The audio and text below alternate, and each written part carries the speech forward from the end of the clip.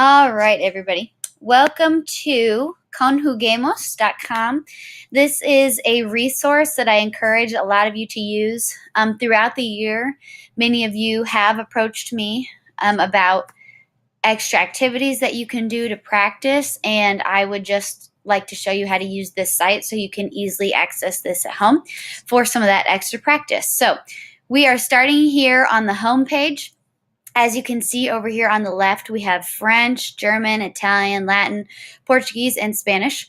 Of course, we are going to be focusing on the Spanish portion of this site. So I'm just going to go down here and we have verbs, vocab in the book, vocab theme, grammar, and then Spanish listening, which is a new feature.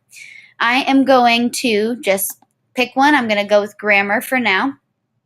As you can see, as I scroll throughout this, I can see a lot of different concepts. We have adjectives and nouns up here, which is a Spanish 1 concept. We have comparisons and superlatives, which we had done in Spanish 2. There are many different things in here that a lot of you have asked for practice for. So this is a great resource for you to use. Just to show you how to go ahead and use this, I will choose one, and I'm going to choose preterite tense regular verbs. This is something that we work on in Spanish 2. So those of you that are in Spanish 2 will specifically want to pay attention to this.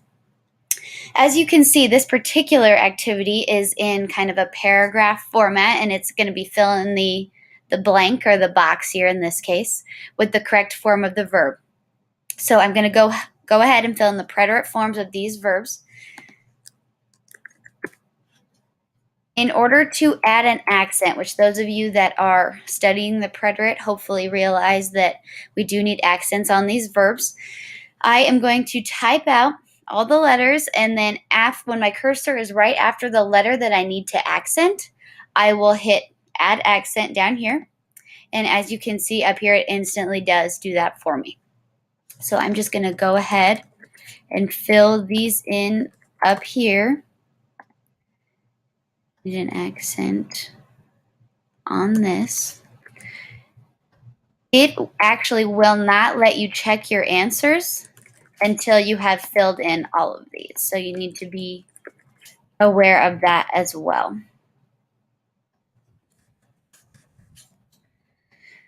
It does throw in some indirect object pronouns in here to kind of throw you off.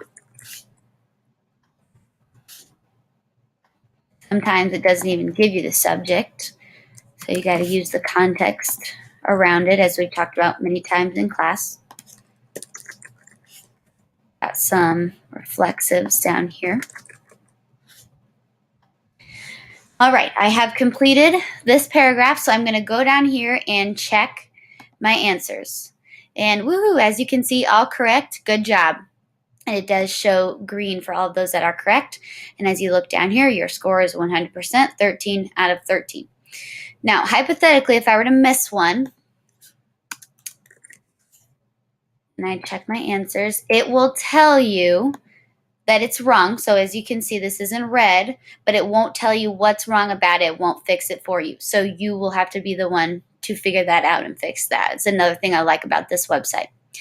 If you aren't necessarily into doing the online activity, you can go ahead and print as a worksheet over here.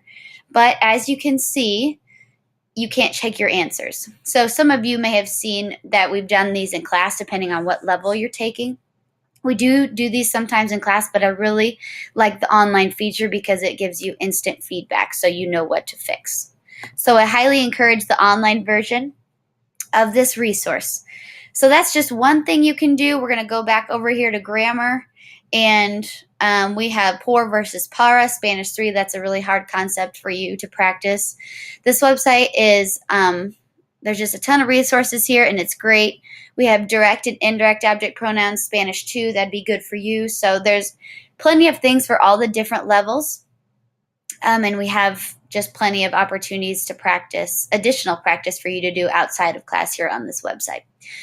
So there's your tutorial for that. If you have any questions or anything to add, let me know. But that's all I got. Thanks, guys.